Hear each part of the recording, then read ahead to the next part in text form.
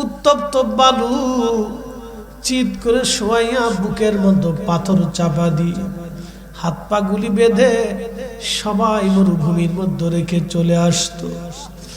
ওরা মনে করতো বেলাল বুঝি মরে গেছে,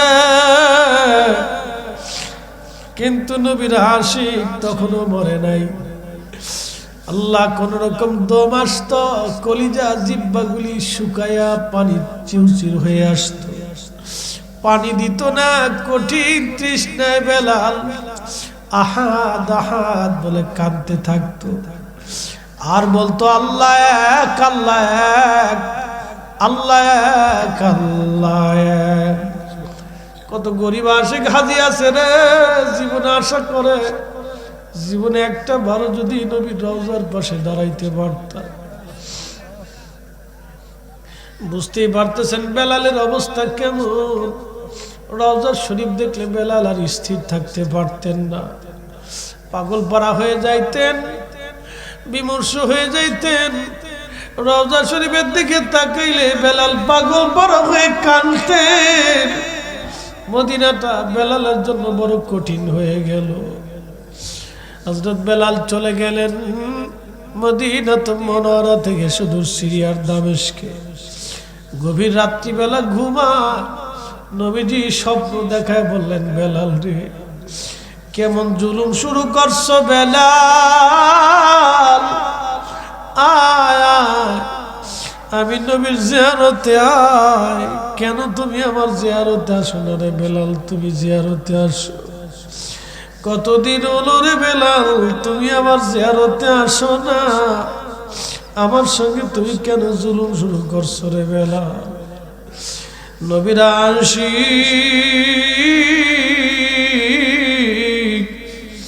পাগল পারা হয়ে সিরিয়ার থেকে মদিনার দিকে রওনা হয়ে গেছে। মদিনা শরীফে তখন আসিয়া রওজা শরীফ কাঠের জালি দিয়ে ঘিরে রাখা ছিল। রওজা শরীফের সঙ্গে মাথা ঠেকায় বেলাল কান্দে আর বলে, হুজুর স্বপ্নে যাইয়া গোলাম আসতে বলেছিলেন, গোলাম হাজির হয়ে গেছে। গোলাম আপনার কদম মোবারকে হাজির,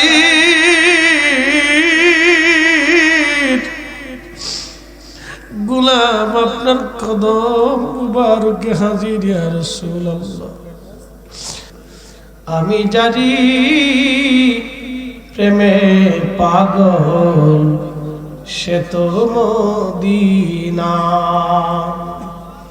প্রেমানলে পুড়ে মরি, প্রেমানলে পুড়ে মরি, ওহে রব্বানা। আমি জানি প্রেমে পাগল সে তো মদিনা। সমস্ত মুয়াজ্জিনদের সাইয়্যিদ যিনি, তিনি আশিক রাসূল হযরতে বেলাল রাদিয়াল্লাহু তাআলা আনহু। শুধু এই কালেমার জন্য এত পরিমাণে তিনি কষ্ট করেছিলেন, অন্য কারো নসিবে এমন কষ্ট হয় নাই। হযরত বেলাল যে পরিমাণে কষ্ট করেছিলেন, এমন দুঃখ কারো জীবনে কোনোদিন হয় নাই। হযরত বেলাল যেমন দুঃখ বরণ করেছিলেন। হবিগঞ্জবাসী প্রশ্ন করি, কালেমার জন্য কেউ কি আপনাকে কোনোদিন মেরেছে? আজান দেওয়ার কারণে মার খাইছেন? না, শুধু মাঝে মাঝে পবিত্র মিলাদুন নবীর জশ্নে জুলুস মিলাদুন নবী পালন করলে আমার দেশে এক দল আছে যারা বিরোধিতা করে সুন্নিদেরকে তেরে তেরে মারতে আসে। কি কথা বলেন, ঠিক কিনা?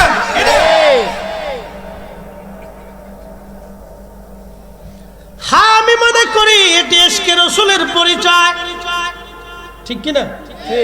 ইশকে রাসূলের পরিচয়।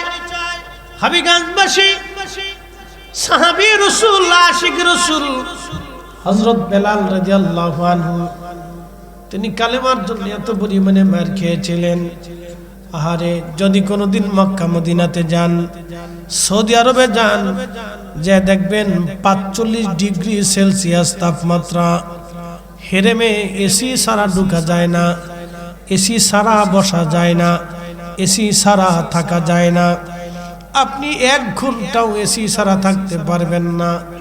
দিনের বেলা এত প্রচন্ড গরম। সাহাবী রাসূল আশিক রাসূলকে কাফেররা ধরে নিয়ে গেল, গলার মধ্যে রশি বেঁধে সারা মক্কার অলিগলি পাথরি রাস্তা দিয়ে তাকে টানা হলো। টেনে টেনে চামড়াগুলি খসে খসে গেল। আহারে, রাত্রি ভর তাকে পিটানো হলো, পিঠের চামড়াগুলি খসে খসে ফিনকি মেরে মেরে মেরে মেরে রক্ত পড়ত। বেলাল মাঝে মধ্যে বেহুশ হয়ে যেত আর বলতো আহাদ আহাদ আহাদ আহাদ, আল্লাহ এক, আল্লাহ এক। হাজিরিন, আল্লাহ এক, আল্লাহ এক বলে তিনি কাঁদতেন। ও মুসলমান, পৃথিবীতে বহু ধর্ম আছে। হিন্দু ধর্মের একটা বিশ্বাস আছে, তাদের ধর্ম বিশ্বাস হলো তাদের 33 কোটি দেবতা আছে। বিদ্যার দেবতা আছে, পানির দেবতা আছে, সূর্যের দেবতা আছে, বাসের দেবতা, মাছের দেবতা, খাবারের দেবতা আছে, আকাশের দেবতা, জমিনের দেবতা, সূর্যের দেবতা, সাগরের দেবতা, নগরের দেবতা, পাহাড়ের দেবতা। তাদের দৃষ্টিতে এরকম অনেক দেবতা, দেবতা করতে করতে 33 কোটি দেবতা হলো। তাদের ধর্মের আরেকটা বিশ্বাস হলো ভগবান দুনিয়াতে যারা ভালো কাজ করবে, মৃত্যুর পরে ভগবান তাদেরকে আবার পৃথিবীতে পাঠাবে, পাঠাইয়া তাদেরকে রাজা বাচ্চা জ্ঞানী গুণী আমির ওমরা বানাবে। আর যদি দুনিয়াতে কেউ খারাপ কাজ করে চলে যায়, তাহলে ভগবান তারে আবার কুত্তা শিয়াল বিলাই কুত্তা করে দুনিয়াতে পাঠাবে। এটা হলো তাদের ধর্ম বিশ্বাস। কিন্তু আমাদের ধর্ম বিশ্বাস হলো আল্লাহ এক। খ্রিস্টানদের ধর্ম বিশ্বাস হলো আল্লাহ আছে, আল্লাহর স্ত্রী আছে, আল্লাহর ছেলে আছে, মেয়ে আছে। ইহুদিদের বিশ্বাস হলো আল্লাহ আছে, আল্লাহর স্ত্রী আছে, ছেলে আছে, মেয়ে আছে। আর আমরা মুসলমানদের বিশ্বাস আমার আল্লাহ এক, আমার আল্লাহ এক, লা ইলাহা ইল্লাল্লাহ, আল্লাহ ছাড়া আর কোনো মালিক নাই, খালিক নাই। কথা কোন ঠিক কি না? তুমি রহমান, তুমি মেহেরবান, তুমি রহমান, তুমি মেহেরবান। অন্ধ গাহে না শুধু তোমারি গুণগান, অন্ধ গাহে না শুধু তোমারি গুণগান। বুঝেও বুঝে না তব শান, তুমি রহমান, তুমি মেহেরবান। আল্লাহ কয়জন? জোরে বলেন। কুল হুয়াল্লাহু আহাদ, আল্লাহুস সামাদ, লাম ইয়ালিদ ওয়া লাম ইউলাদ ওয়া লাম ইয়াকুল লাহু কুফুয়ান আহাদ। বেলাল শুধু বলে আহাদ আহাদ আহাদ আহাদ। আল্লাহ এক, আল্লাহ এক, আল্লাহ এক, আল্লাহ। ওনার জিহ্বা গলার মধ্যে লাঠি, গলার মধ্য দিয়ে চাপ দিয়ে ধরে জিহ্বা বের করা হলো। জিহ্বা খানা টেনে বের করে আশিক রাসূল হযরত বেলাল রাদিয়াল্লাহু আনহুর জিহ্বার ভিতরে একটা লোহার শিক গরম করে জিহ্বানি পার করে ফুটা করে ওনার মুখের মধ্য দিয়ে ঝুলিয়ে রাখা হলো। আহারে, সেই কঠিন দিন হযরত বেলালের জিহ্বা বন্ধ করেছে, কিন্তু হৃদয় বন্ধ করতে পারে নাই। আমার হাত বাঁধিবি, চোখ বাঁধিবি, আমার হৃদয় বাঁধিবি কেমনে? আমার হাত বাঁধিবি, চোখ বাঁধিবি, পা বাঁধিবি, কিন্তু হৃদয় বাঁধিবি কেমনে? সেই দিন বেলালের হৃদয় বাঁধতে পারে নাই। উহুদ পাহাড়ের মতো দৃঢ় ঈমান হযরত আশিক রাসূল বেলালের মতো আশিক যদি আমরা হইতাম বেলালের মতো আশিক যদি আমরা হইতাম এ দুনিয়ায় নবীর দেখা পাইতাম সালাতুন ইয়া রাসূলুল্লাহ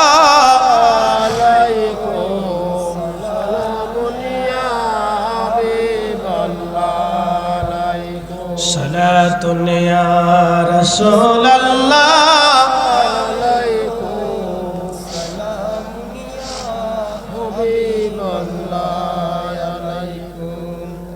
ভাই সাহেব কষ্ট হচ্ছে আপনাদের? বেশি লম্বাও করবো না, একবারে শেষ পর্যায়ে চলে আসছে। একটু দিলটাকে নরম করে দিয়ে দেখেন, দিলটাকে একটু নরম করে দিয়ে দেখেন সেই দিনটা কত কঠিন ছিল। এবছরে আমি হজে সবচেয়ে হজের ইতিহাসে বেশি গরম এই বছর পড়ছে। শুধু গরমে হাজি মারা গেছে 7 থেকে 8,000, শুধু গরমে। আমার চোখের সামনে আরাফাতে এক মিশরি হাজি ছটফট করে মরে গেল হিট স্ট্রোকে, সহ্য করতে পারে না হিট স্ট্রোকে। আল্লাহু আকবার, এমন গরম, শুধু পানি আর পানি লাগে। আমি আরাফা থেকে আমরা হাঁটা শুরু করলাম, চিন্তা করলাম গাড়িতে চড়ে হজে হজ করব না, হেঁটেই হজ করব। কারণ আরাফাতের ময়দানে হাজি যখন উপস্থিত হয়, আল্লাহ, আমি নিজে আরাফাতে হাজিদেরকে নিয়ে দোয়া করেছি। হাজিরা এমন ভাবে কান্না করে, আরাফাতের মাঠে এমন কান্না কোথাও হয় না। মিনাতে দোয়া করেছি, আহা মুজদালিফায় দোয়া করেছি, হেরেমে দোয়া করেছি, মদিনাতে দোয়া করেছি। হাজিরা উহুদে যেখানে নবীর দন্ত মোবারক শহীদ হওয়ার পরে আমার নবীজি যেইখানে বিশ্রাম করেছিলেন ওইখান থেকে, আল্লাহু আকবার, আমি নিজের আর সাক্ষী, ওখান থেকে রাত্রিবেলা আল্লাহর নবীর 1450 বছর আগে বসেছিলেন, সেই সুঘ্রাণ এখনো ওখান থেকে বের হয়। আমি নিজের আর সাক্ষী, ওইখানে আমি বসেছি, 4-5 জন আলেম আমরা একসাথে ছিলাম। 1450 বছর পরে ওখান থেকে এখনো জান্নাতের ঘ্রাণ আসে। পৃথিবীর কোন আতরের সাথে ওই আতরের ঘ্রাণের সুঘ্রাণ এক হবে না। আল্লাহর কসম করে বলতেছি, হবিগঞ্জবাসী, এত সুন্দর ঘ্রাণ পৃথিবীর কোথাও আপনি পাবেন না। নবীজি 1400 বছর আগে ওইখানে বিশ্রাম করেছিলেন।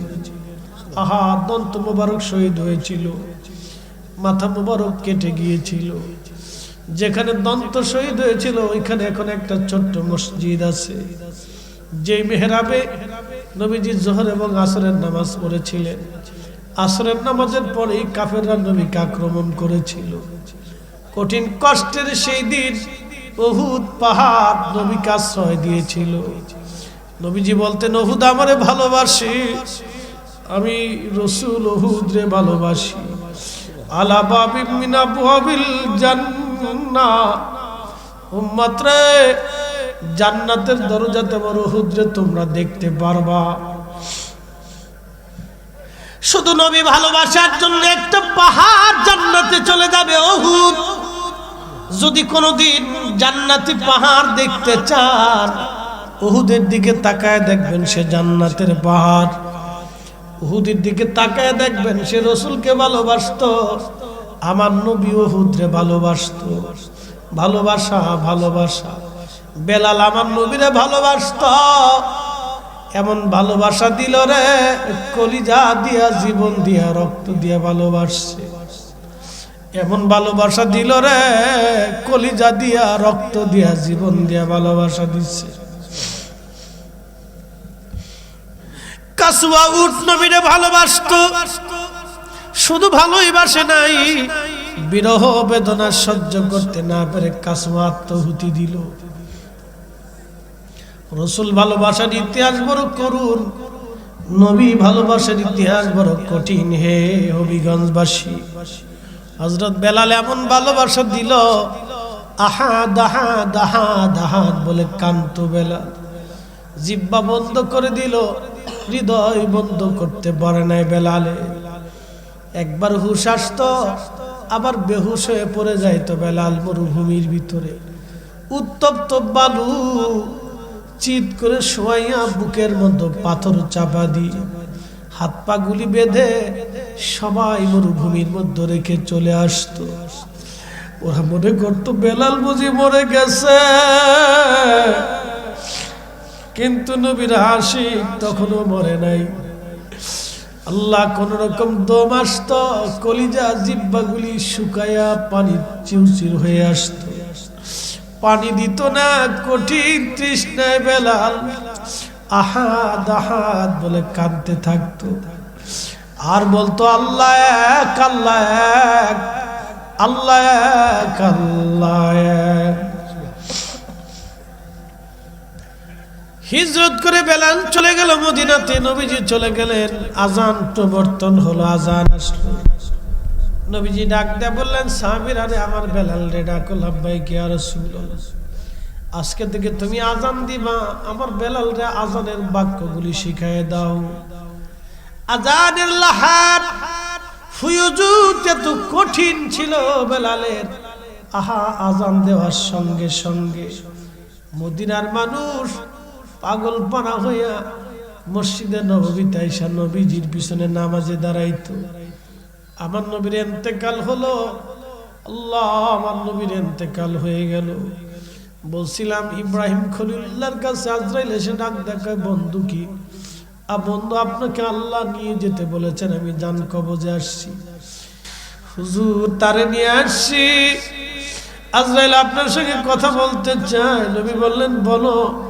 বলি ইয়া রাসূলুল্লাহ, আল্লাহ হুকুম করছে, আপনি অনুমতি যদি দেন আমি আজরাইল আপনার জান কবজ করব। অনুমতি যদি না দেন আমি আজরাইল আল্লাহর কাছে ফিরে চলে যাব। আপনার যতদিন মন চায় আপনি ততদিন উম্মতের মাঝে বেঁচে থাকবেন। আল্লাহ এইভাবে আমাকে ফরমান দিয়ে দিছে, এমন সুপ্রিম পাওয়ার কোনোদিন কেউ পায় নাই, আর কেউ পাবেও না। একবার জোরে বলা যাবে কি ইয়া রাসূলুল্লাহ।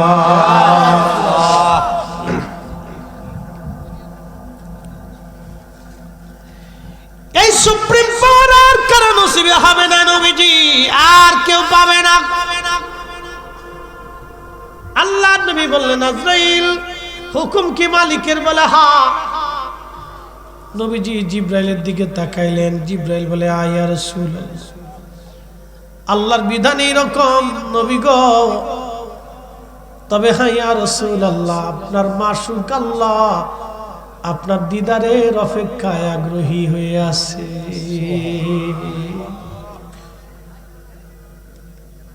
আপনি নবীর অপেক্ষায় আমার মাশউক আমার আল্লাহ দিদারে আগ্রহী হয়ে আছে। আমি জানি প্রেমে পাগল সে তো মদিনা, প্রেমানলে পুড়ে মরি, প্রেমানলে পুড়ে মরি, ওহে রব্বানা। আমি জানি প্রেমে পাগল সে তো মদিনা। হযরত বেলাল প্রিয় নবীর ইন্তেকালের পরে সবচেয়ে বেশি ব্যথা যিনি পেয়েছিলেন সাহাবীদের মধ্যে। যদিও সব সাহাবী পাগলপানা ছিল, কিন্তু বেলাল ছিলেন বেশি আসে। পাগলপানা হইয়া ডাক ডাকে সাহাবীরা, রে আজকে নবী নাই, আমি কারে আজান শোনাবো? কে আমার নামাজ আসবে? আমার আজান দিলে কে নামাজ পড়াবে? আজকে থেকে আমি আর আজান দেব না। নিয়ত করেছি আমারে বারণ করবা না, আমারে অনুরোধ করবা না, আমি আর আজান দিব না। আল্লামা ইমাম তাকিউদ্দিন সুবকি, আল্লামা ইমাম শরহে বুখারী ইমাম কিরমানি তিনি লেখছেন, নবীর ইন্তেকালের পরে বেলাল আর কোনোদিন আজান দেন নাই। আরে হযরত বেলাল একদিন আইসা আবু বকরের কাছ থেকে বিদায় নিয়ে রওনা হয়ে চলে যাবে। আবু বকর ডাক ডাকা, বেলাল তুমি থাকো, মসজিদে নববীতে তুমি আজান দাও রে আবু বকর। আবু বকর ডাক দিয়ে বলতেছে বেলাল আজান দাও।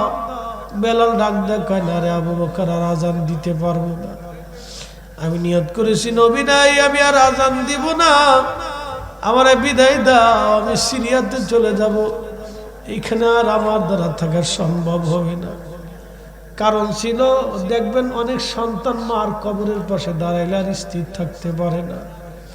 আমি নিজে দেখছি রওজা শরীফে হাজি যাই স্থির থাকতে পারে না, অনেক আশিক হাজি পাগলের মতো কান্না করতে থাকে, ইয়া রাসূলুল্লাহ আপনার কদমে আমি আসছি, আর কোনোদিন আসতে পারবো কিনা জানি না। কত গরিব আশিক হাজি আছে রে, জীবনে আশা করে জীবনে একটা ভালো যদি নবীর রওজার পাশে দাঁড়াইতে পারতাম। বুঝতেই পারতেছেন বেলালের অবস্থা কেমন। রওজা শরীফ দেখলে বেলাল আর স্থির থাকতে পারতেন না, পাগল পারা হয়ে যাইতেন, বিমর্ষ হয়ে যাইতেন। রওজা শরীফের দিকে তাকাইলে বেলাল পাগল পারা হয়ে কাঁদতেন। মদিনাটা বেলালের জন্য বড় কঠিন হয়ে গেল। হযরত বেলাল চলে গেলেন মদিনাতুল মুনাওয়ারা থেকে সুদূর সিরিয়ার দামেস্কে। গভীর রাত্রিবেলা ঘুমায়, নবীজি স্বপ্ন দেখায় বললেন বেলাল রে কেমন জুলুম শুরু করছো বেলাল, আয় আয় আমি নবীর জিয়ারতে আয়। কেন তুমি আমার জিয়ারতে আসো না রে বেলাল, তুমি জিয়ারতে আসো। কতদিন হলো রে বেলাল তুমি আমার জিয়ারতে আসো না, আমার সঙ্গে তুমি কেন জুলুম শুরু করছো রে বেলাল। নবীর আশিক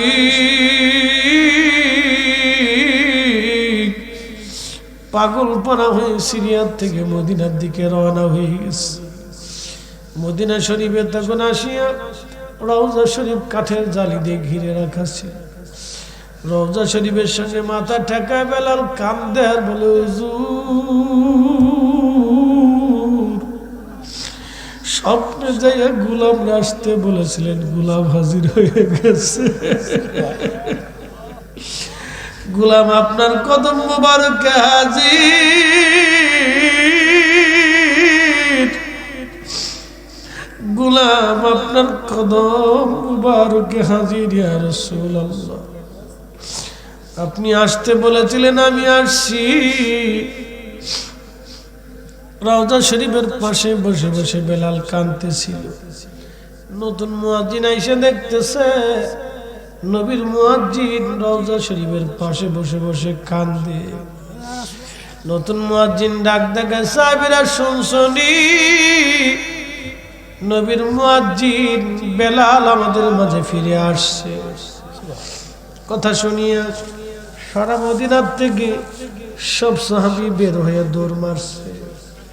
আয়েশা দেখতেছে নবীর মুয়াজ্জিন হযরত বেলাল বসে বসে কাঁদতেছে। সাহাবীরা বলল বেলাল রে কতদিন হলো আজান দাও না, আজকে তাহাজ্জুদের আজান তুমি দাও, আজকে থেকে ফজর আজান তুমি দাও রে বেলাল। বেলাল ডাক ডাকে সাহাবীরা রে নবীর ইন্তেকালের পরে আর আজান দেই নাই, আমি আজান দিলে নবী আসবে না জানি, আমি আজান দিলে কি নবী আনতে পারবানি বলো। পাগল ভরা হয়ে গেলেন আশিকে রাসূল। সাহাবীরা বলে যায় দেখো হাসান আর হুসাইন দুইজন আছে নিগো। দেখো বর্তমানে 7 নম্বর গেট বাবু সালাম দিয়া গাইলে একটা মসজিদ পাবেন, মসজিদ আলী। যদিও এটা মসজিদ না বাবাজি, কিন্তু মসজিদ বানায় রাখছে হযরত আলী রাদিয়াল্লাহু আনহুর বাড়ি ছিল। ফাতেমারে নিয়ে হাসান হোসেনকে নিয়ে এইখানে হযরত আলী বসবাস করতে। হাসান হোসেন আনার জন্য সাহাবীরা দৌড়ায় গেছে। হাসান হোসেন দেখতে নবীজির মতো দেখা যাইতো। নানার চেহারা পাইছিলেন দুই ভাই। দৌড়ায় যখন মসজিদে নবীর ভিতরে রওজা শরীফের পাশে এসে দাঁড়ায়, নবীর আশিক বেলাল আর স্থির থাকতে পারেন নাই। রওজা শরীফ থেকে দৌড়ায় উঠে ইমাম হাসানের বুকের মধ্যে মাথা ঢাকা কান্দে। এবার আবার ইমাম হুসেনের বুকের মধ্যে মাথা ঢাকায় ঢাকায় কান্দে। ইমাম হাসান ডাক দেখা, নানার মুয়াজ্জিন, কতদিন হলো তুমি আমাদেরকে আজান শোনাও না। নানান মুয়াজ্জিন রে, তুমি যাও মিনারায়, আজ আমরা রে আজান শোনাইয়া যাও। হযরত বেলাল দৌড়ায় চলে গেলেন সে মিনারাতে। সেই ছাদ এখনো আছে। মসজিদে নববীতে যদি কোনোদিন যান, রিয়াজুল জান্নার ডান পাশে দেখবেন একটা ছাদের মতো এরকম স্টেজ তৈরি করা হয়েছে। এইরকম আপনারা একটা ছাদের মতো দেখবেন। ওইটা বনু নাজ্জার গোত্রে এক মহিলা সাহাবীর ঘর ছিল। ওইটা ওই ছাদের উপরে দাঁড়ায় দাঁড়ায় বেলাল আজান দিতেন। আজ ওই ছাদটা কইরে রাখা হয়েছে, টাইলস দিয়ে সুন্দর করে করে রাখছে। ওইখানে দাঁড়ায় এখনো মসজিদে নববীর মুয়াজ্জিন ওইখানে দাঁড়ায় আজান দেয়। 1450 বছর ধরে মসজিদে নববীতে ওইখানে আজান হয়। হাজরাতে বেলাল যেখানে দাঁড়ায় আজান দিতেন ওইখানে দাঁড়ায় এখনো মুয়াজ্জিনরা আজান দেয়। ওইখানে দাঁড়ায় বেলাল আল্লাহু আকবার বলে যখন টান দিচ্ছে, আল্লাহু আকবার আল্লাহু আকবার আল্লাহু আকবার আল্লাহু আকবার। সারা মদিনাতে আজান রন্দে রন্দে ছড়ায় গেল আজান। আশহাদু আল্লা ইলাহা ইল্লাল্লাহ।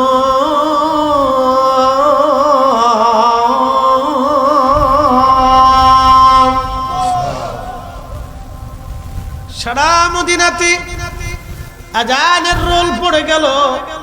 ঘর থেকে সাহাবীরা বের হয়ে দৌড়ে আসছে, নবী আসছে বুঝি রে, নবী আজ ফিরে আসছে। ইমাম সুবকি আশিফাউস সাকামের মধ্যে লেখেন, একটাই আওয়াজ ঘরে ঘরে জবানে জবানে, নবী বুঝি ফিরে আসছে রে, নবী বুঝি ফিরে আসছে। মদিনার এমন কোন সাহাবী নেই, এমন কোন পুরুষ নেই, নারী নেই, শিশু বাচ্চা থেকে শুরু করে যুবক যুবতী, বালক বালিকা, বৃদ্ধ বনিতা সব কান্না করতেছে ডুকরিয়ে ডুকরিয়ে। নবী আসছে,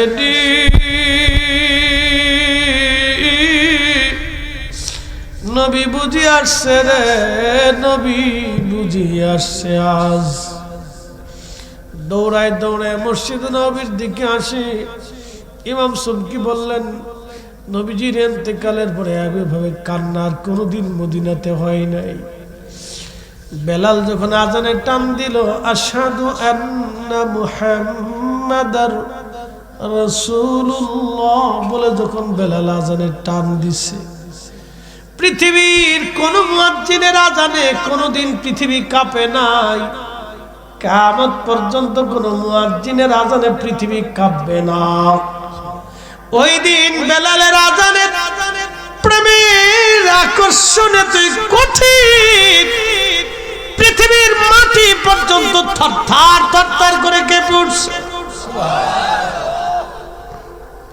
পৃথিবীর মাটি থরথর করে কেঁপে উঠছে। ওই দিন মদিনার মাটি থরথর থরথর করে কেঁপে উঠছে।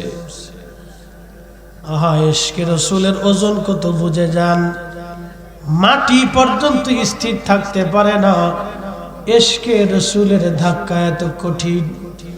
এই জন্যে এই ঘটনা আমি যতবার বলেছি, অনলাইনে যত কোয়ালিটির মানুষ আমার ওয়াজ শুনেছে, এমনকি অন্য ধর্মের মানুষেরা আমার এই ওয়াজ শুনে চোখের পানি ফেলে কেঁদেছে। কোটি কোটি মানুষ আমার এই ওয়াজ শুনে চোখের পানি ফেলে ফেলে কেঁদেছে। সব মসলক আমরার থেকে ভিন্ন মতের ভিন্ন মসলকের আলেমরা বলেছে, ফরিদি ভাই জীবনে আপনার ওয়াজ শুনে যতবার কেঁদেছি, এক ভদ্রলোক একদিন আমাকে জড়িয়ে ধরে এক আলেম বলতেছে, হুজুর চিনতাম না কোনোদিন আপনাকে, মদিনাতে আমি উমরা করার জন্য যখন মদিনায় গিয়েছি, আপনার ওয়াজটা শোনার পরে আমার জীবনে কোনোদিন এইভাবে আমি কোনোদিন কান্না করিনি, আমার জীবন সার্থক। আমি মদিনাতে ওয়াজটা শুনে এমন ভাবে কাঁদছি, আমি যতবার শুনেছি ততবার আমি কান্না করছি। আমি এখন বুঝি কেন মানুষের হৃদয়ের ভিতরে আকর্ষণ আসে, আর জমিন পর্যন্ত স্থির থাকতে পারে না এই ঘটনায়।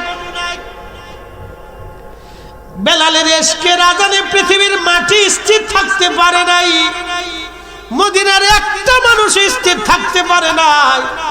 এই জন্য কারো অন্তরে যদি ইশকের রাসূল থাকে, এই আলোচনা শোনার পরে সে নিজেকে স্থির রাখতে পারে না। কথা বলেন ঠিক না বেঠে? হে রাসূল তোমায় ভালোবাসি, অন্তরে শুধু মুখে নয়, জান্নাতের আশা নয় হে রাসূল, জাহান্নাম কেউ ডরি না।